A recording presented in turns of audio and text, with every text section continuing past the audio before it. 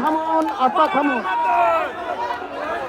করবেন, তাদের অধিকারকে ফিরিয়ে দিবে।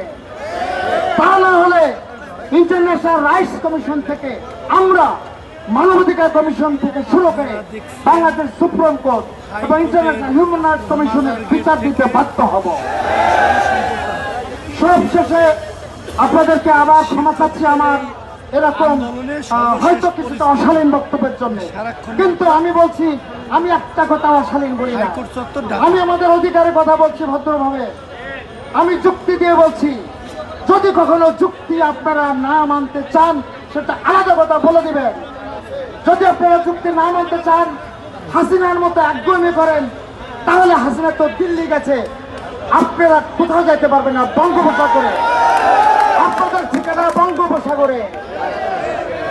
আমাদের ছোট্ট উপদেষ্টা বলেছে সেফ এক্সিট তারা পাবে না, দরকার নাই। আইনমন্ত্রীর বক্তব্যকে আমি পুনর্বিবেচনা করার অনুরোধ করছি। আইনমন্ত্রী সাহেব, সেফ এক্সিট আপনাদের দরকার হবে যদি আপনারা আমাদের অধিকারকে, শিক্ষক কত কোটি কোটি ছাত্র শিক্ষক, তাদের অধিকার নিয়ে আপনারা কোনো ছেলে খেলা করবেন না। পরিশেষে আবারও আপনাদের সরকার শান্ত থাকুক, স্থাবর থাকুক, বাংলাদেশ অধিকার, সুবিচার, একীভূত এবং বৈষম্যহীন রাষ্ট্রের দিকে এগিয়ে যান।